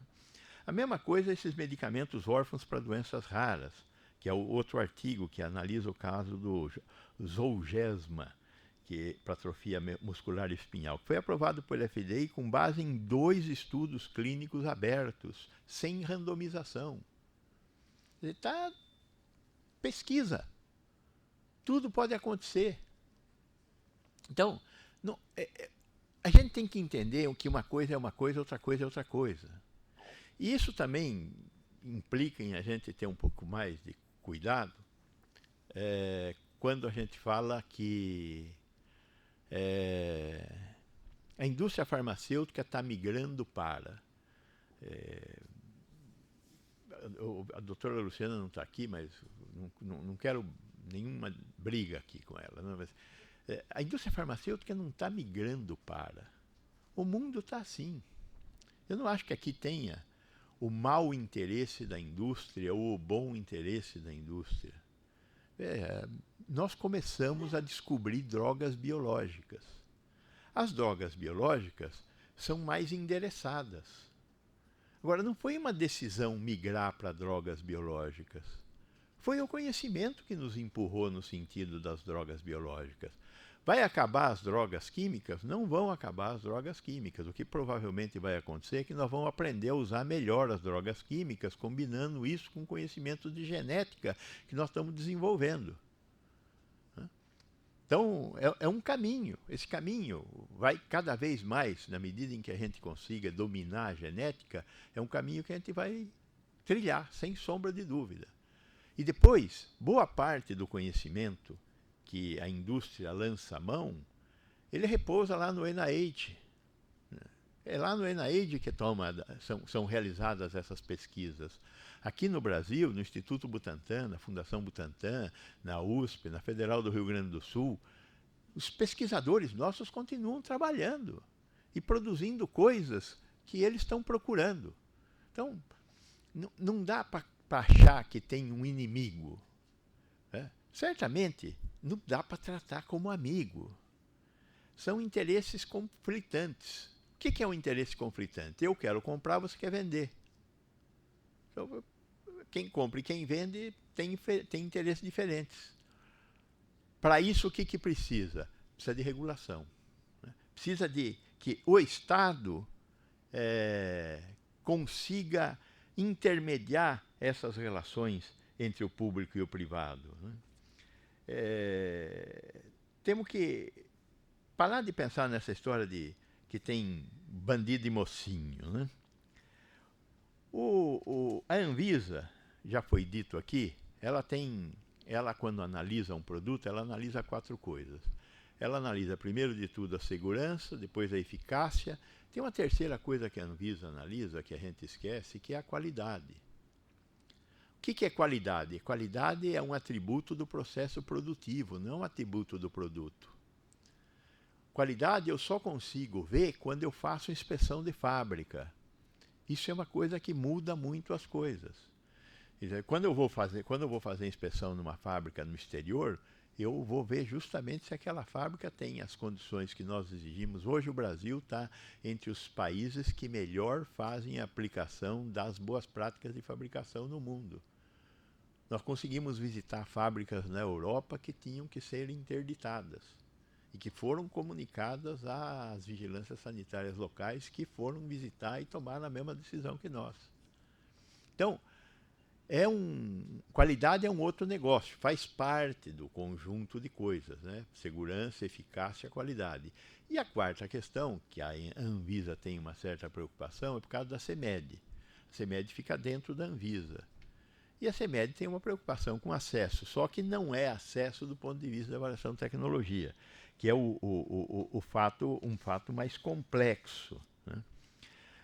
A avaliação de tecnologia, no caso do Brasil, e há bem pouco tempo, é da Conitec. Com relação à Conitec, acho que a Conitec é uma construção em caminho. Até bem pouco tempo era o DECIT. Depois o DECIT virou no CITEC. Aí o CITEC virou Conitec. Então, é uma construção, nós estamos fazendo uma construção. Não dá para exigir muito além do que eles têm oferecido. Eu não sei até que ponto hoje, pela manhã, o Wang falou dos princípios norteadores do funcionamento do NICE. Se ele falou, eu vou repetir, porque é uma coisa que merece ser repetida. O NICE tem 7 princípios. Primeiro princípio, transparência. Até certo ponto, acho que a nossa Conitec tenta ter, mas não acho que tenha como o NICE tem. Segundo, rigor científico da análise, verificar as evidências. Com certeza a Conitec tem. Terceiro, inclusividade dos segmentos sociais interessados. Menos. Inclusividade dos setores sociais interessados. 4. Consistência, padronização das metodologias utilizadas. Acho que a Conitec tem. 5. Independência. Acho que a Conitec não tem. Porque você troca o diretor-presidente da Conitec quando ele começa a ser muito independentinho. Como aconteceu com a Clarice Pretamalha recentemente. Ela foi trocada.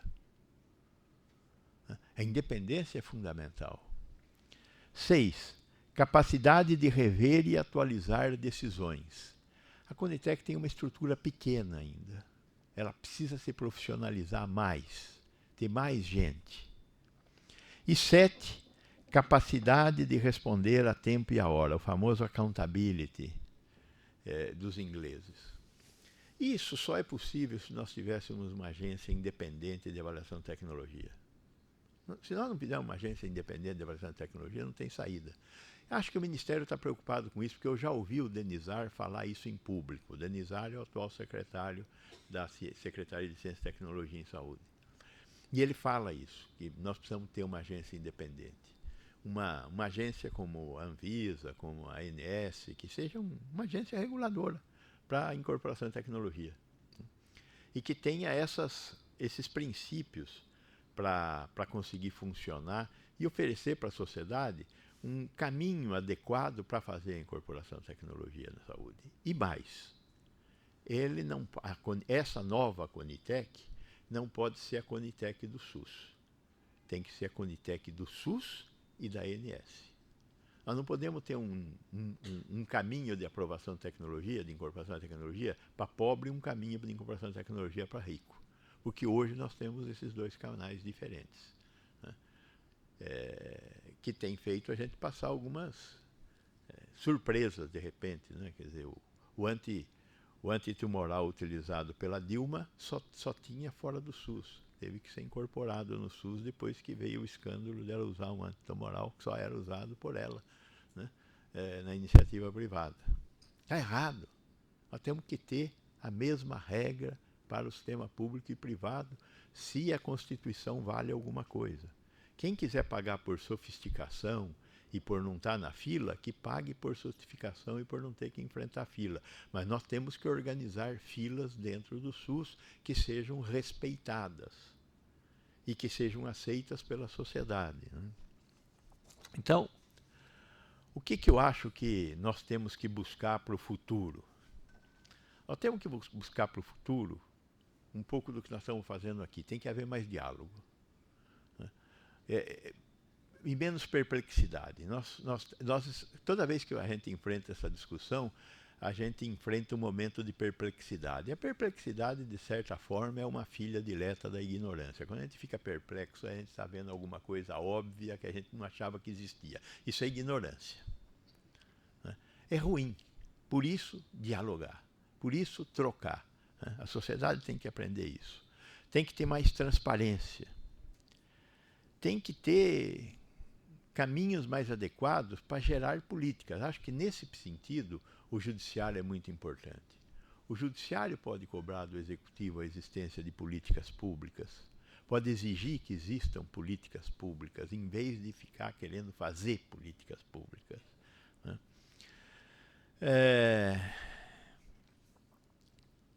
A ideia de criar uma agência exclusiva, né? Tem aí uma coisa também que eu achei muito legal esses dias que eu li de um ministro do Superior Tribunal de Justiça, que é a tal da teoria da deferência judicial aos órgãos reguladores. Acho legal para burro essa história, teoria da deferência judicial aos órgãos reguladores. Ou seja, se tem uma Anvisa que cuida disso, deixa a Anvisa cuidar disso e não vou me meter nessa história, né? Se tem uma ANS que faz isso, eu não vou me meter no caminho da ANS. Mas eu posso exigir da ANS ou da Anvisa que cuide dessas coisas, né? Então, essa teoria da deferência judicial, acho que é uma coisa que deve ser incorporada, é importante, né? Para reduzir um pouco esse ativismo jurídico. Hoje também tem um artigo muito interessante na Folha de São Paulo do Reinaldo Azevedo, em que ele faz uma análise da situação chilena, e ele fala lá pelas tantas: direitos não podem ser vistos como um obstáculo ao crescimento.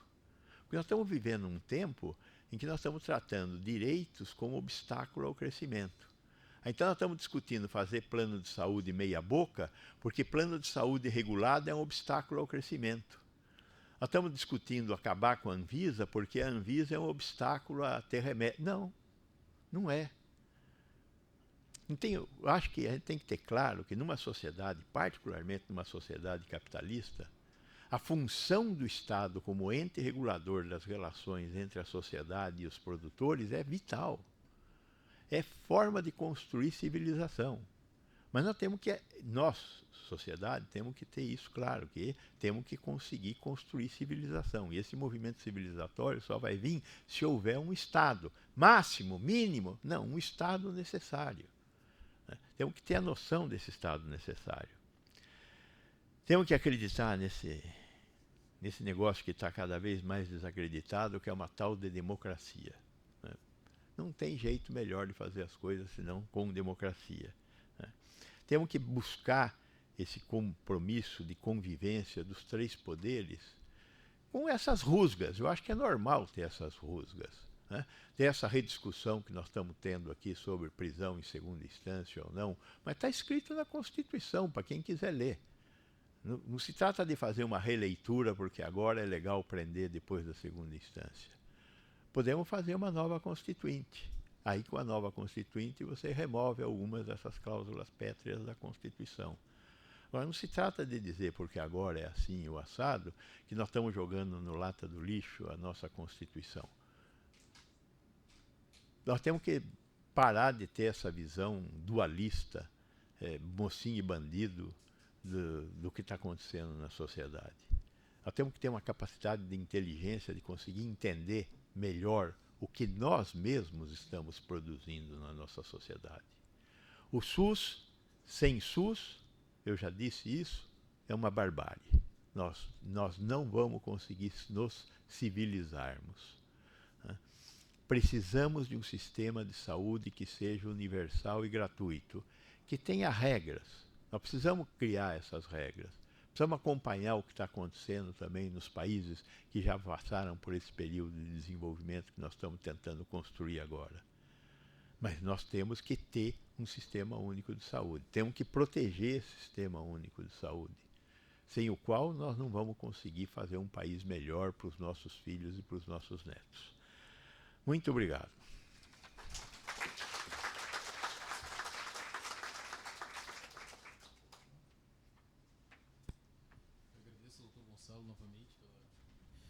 Por ter vindo aqui, prestigiar o evento, pela brilhante palestra.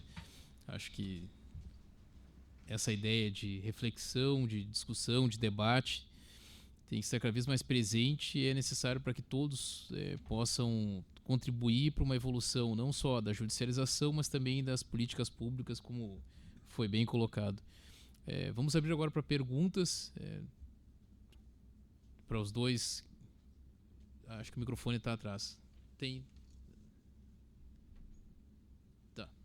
Já vai alcançar ele. Tá.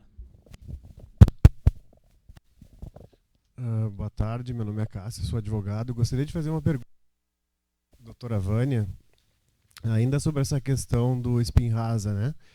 Inicialmente, a Conitec não recomendou a incorporação do medicamento. Depois de algum tempo, houve a recomendação para o tipo 1 da patologia, a senhora me corrige se eu estiver errado. Não obstante a tudo isso, a própria indústria farmacêutica, a Biogen, quando colocou no mercado o medicamento, consignou que havia escassos estudos para os tipos 2 e 3 da patologia, né? Que ele teria escassos estudos para o tratamento com pessoas adultas, né? Por que a Anvisa, então, registrou esse medicamento para todos os tipos da patologia e se há alguma intenção de modificar isso por parte dos órgãos reguladores? Eu não posso responder pela Anvisa, né? Tem que perguntar para a Anvisa. Na verdade, tem 2 ensaios clínicos, um para o tipo 1 e um outro ensaio clínico para o tipo 2 e 3. Então, existe um fase 3 que avaliou, então, acredito que tenha sido isso que embasou a análise da Anvisa. É um ensaio clínico pequeno, com poucos pacientes, mas é uma doença rara, então a Anvisa também consegue aprovar também medicamentos com fase 2, né, por conta da condição prioritária da doença, que não tem alternativa terapêutica. Mas, assim, os detalhes teria que ter alguém da Anvisa para explicar, né?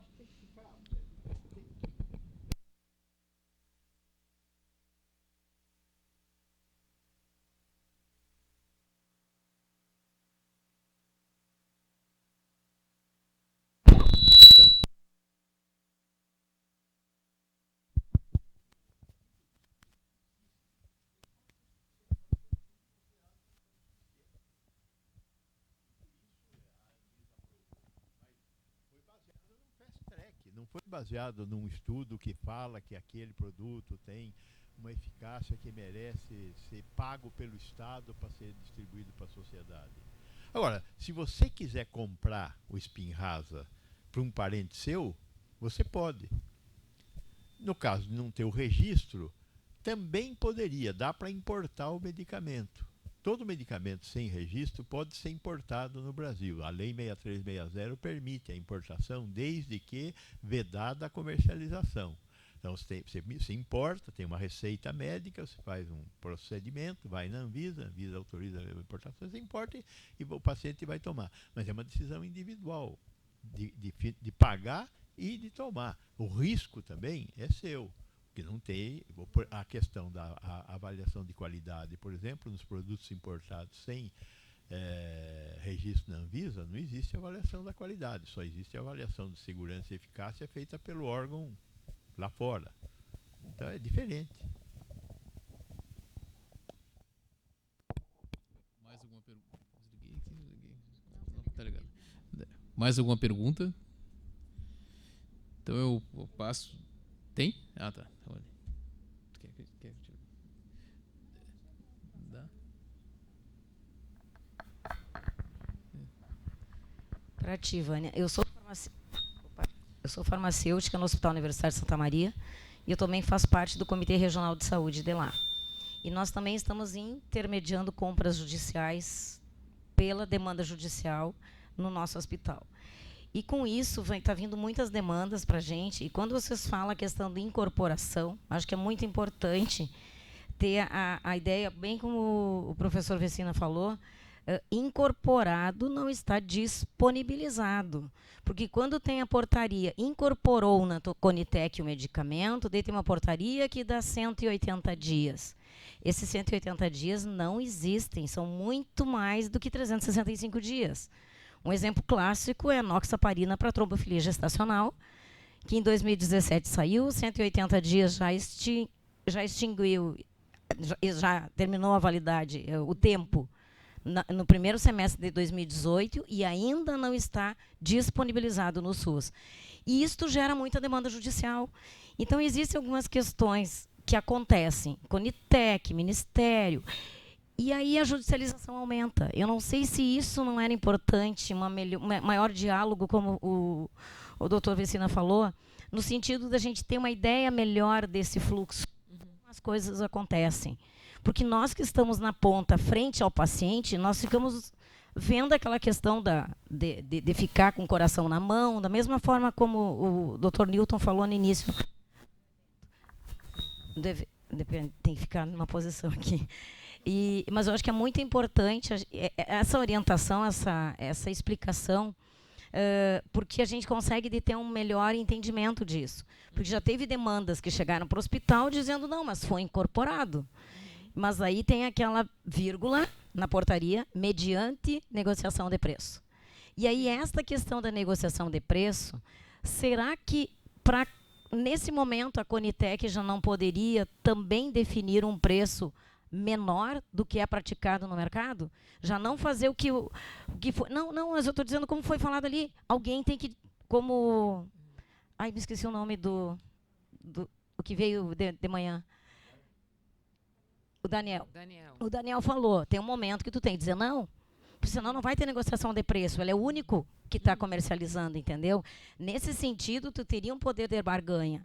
E eu vejo assim, ó, que é muito alto o valor realmente de alguns medicamentos. Tem um momento que começa a ter alguns outros para diminui. Mas eu acho que essas questões seriam muito importantes de ser muito bem explicado, porque quando tu diz acesso ao medicamento SUS, é muito complexo. Eu sou farmacêutica há 33 anos. Do meu hospital, eu sou o que mais sei sobre acesso ao medicamento SUS. E ainda eu não sei muita coisa. E uma das coisas que eu não sei, qual é o fluxo do Ministério da Saúde em relação ao acesso dos medicamentos frente às questões da judicialização. Por exemplo, tem um medicamento judicializado, é bloqueado dinheiro do Estado, o Ministério da Saúde também é acionado e não existe diálogo. A gente não sabe o que está acontecendo. Chega no hospital, o medicamento intermediado com bloqueio de valores do Estado, 15, 20 dias depois chega o medicamento do Ministério. Duplicidade. E aí, cadê a comunicação? Entende? Não existe o fluxo. Eu acho que, em primeiro lugar, até como comitê eu falo isso, é muito importante essa nossa conversa. E tu sendo um braço, né, também fazendo parte do Ministério, na Conitec, é muito importante que a gente possa ter esse diálogo. Eu acho que a palavra-chave é essa. A gente precisa ter esse entendimento melhor para saber como agir. Se nós tivermos fluxos bem definidos, talvez critérios definidos. Eu estava conversando com o Dr. Darlan no intervalo. Por exemplo, algo básico que seria importante. Eu, como farmacêutica, vou dizer. Constar numa demanda judicial. Não entregar medicamento com menos de 1 ano de validade para o paciente. Entrega com 4 meses, 6 meses, dá uma toxicidade. Às vezes são R$200 mil, que usou 3 frascos, vai ser 150 mil que não vai ser utilizado. Então, existem sim algumas questões de critérios técnicos que nós poderíamos trabalhar, junto com uma equipe, com médico, enfermeiro, farmacêutico, toda a equipe técnica que existe na questão da saúde. E pensarmos daí nas questões de promoção e prevenção que são imprescindíveis. Então, assim, tem muita coisa para a gente fazer. Tem muita gente boa, tem muita expertise no nosso Brasil. Eu, com 33 anos de farmácia, eu tenho muito para colaborar. Como eu sei que muitos outros profissionais... Ministério, mas adoraria. Conheço muitas pessoas do Ministério. E assim, ó, a coisa mais difícil que tem, então tu me dá um canal para o Ministério. Eu não tenho um telefone para falar com ninguém no Ministério. Vou dar um mês, não consigo. Vai passar o dia inteiro. Não, é sério. Mas é importante. Eu tenho que ir embora, eu tenho outro evento no HCPA. Mas, assim, a maior parte das coisas que você falou não estão relacionadas à Conitec. Não, mas a Conitec, em relação ao que eu falei, a primeira pergunta, incorporação, a Conitec então, incorpora. A questão da disponibilização, essa não relação é com o Ministério. Mas eu vou explicar. Isso então, é importante a gente saber. Eu vou explicar porque eu trabalho no Ministério, então eu participo, porque como a Conitec às vezes vai se tornando mais conhecida e tal, e acham que tudo é da Conitec. Não é. O caso é enoxaparina, a Conitec recomendou incorporação, né? Saiu a portaria de incorporação, não foi disponibilizado ainda, e assim, a gente tem que lembrar que não é o Ministério da Saúde que faz tudo, muito pelo contrário, é o que faz a menor parte. Então, como eu falei, 99,9% de tudo que foi incorporado desde a criação da Conitec ficou na conta do Ministério da Saúde. É o tipo de medicamento que não deveria ser de atribuição de financiamento do Ministério da Saúde, pela pactuação que existe. Pois é, então, isso levou-se mais de 1 ano discutindo com o Estado e o município que se negaram a arcar com esse financiamento. Então, somente no final do ano passado, no apagar das luzes da última gestão, que houve uma negociação de que o Ministério ia pagar a conta. Então, assim, os estados e os municípios não têm arcado com esse tipo de medicamento que muitas vezes é da atenção básica e que deveria estar na conta do estado e do município. E isso me causa assim, muita preocupação, porque, por vezes, a Conitec está incorporando medicamentos de altíssimo custo, está deixando de incorporar coisas básicas. Mas porque, no final, isso não é incorporado. Os estados não querem pagar, os municípios não querem pagar. Então, aí ficou na conta do Ministério, ficou no componente especializado, e a gente teve que começar a fazer um protocolo clínico, que não precisaria ter um protocolo clínico amplo, porque já tem um manual. Mas aí, se fica para o Ministério e componente especializado, como você sabe, tem que ter um protocolo clínico. Ou seja, então, assim, precisa ter que todos os entes tenham suas responsabilidades e arquem com Senão a gente vai acabar só incorporando medicamento de alto custo em detrimento de medicamento de baixo custo, porque o município não quer pagar, não paga. Então, infelizmente, é lamentável, mas infelizmente é o que vem acontecendo desde 2012. Então, a gente tenta, sim, se esforça para cumprir esse prazo. Mas o que tem que ser feito em 6 meses? Pactuação na CIT. Pactuação na CIT demora 1 ano e meio. E, no final, o Ministério tem que ceder e o Ministério tem que pagar, porque senão não sai. Então, não tem nada a ver com a Conitec, tá? Isso não tem nada a ver com a Conitec, é só porque eu acompanho. Sobre negociação de preço, a gente já tenta na Conitec, com a consulta pública, entrando em contato com a empresa, já é uma redução de preço. Mas, pela legislação, não é a Conitec que negocia preço. Então, assim, é o Ministério, se for da atribuição do Ministério, é o DELOG, e se for de estados e municípios, são estados e municípios. Mas a gente já faz isso antes. Então, a gente já dialoga com a empresa, já consegue uma redução de preço e coloca que tem que continuar essa negociação de preço para até ter o acesso. Mas o que você falou? O fluxo é esse. Tem a portaria de corporação, vai para pactuar na CIT, tem o GT da CIT, vai para a Câmara Técnica da CIT, sobe para a CIT, que é uma reunião mensal, que também é gravada, é ao vivo, mas até chegar na CIT demora muito tempo. Ao mesmo tempo, a gente vai fazendo protocolo clínico, se é de competência do CEAF, e tenta fazer em 6 meses. É pouco tempo, mas foi o que foi estabelecido e a gente tenta cumprir da melhor maneira possível. Assim. O telefone lá do Ministério, o meu, você pode anotar, você não vai me encontrar muito lá, porque eu vou estar sempre em reunião, mas é 3315-2848 ou 2904, que é do gabinete da secretaria. Então, eles vão poder alocar quem pode conversar com vocês. Geralmente vai ser mais o pessoal do DAF, né, do Departamento de Assistência Farmacêutica. E se quiser trabalhar lá em Brasília, com sua experiência, a gente pode conversar. Brasília é uma boa cidade, eu gosto bastante. Você pode se mudar para lá. Obrigada. Mais alguma pergunta? Então, já aproveito para o encerramento do evento, para agradecer da pessoa do Dr. Gonçalo e da Vânia, a todos os palestrantes que compareceram.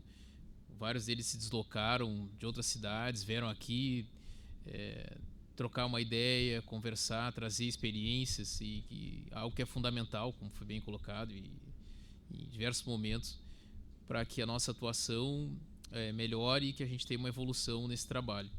Agradeço também ao Dr. Eugênio pelo trabalho que foi feito para a construção do evento, aos servidores da escola e da PRU que também contribuíram, que propiciaram que o evento acontecesse, permitiram, colaboraram, se dedicaram para que isso acontecesse.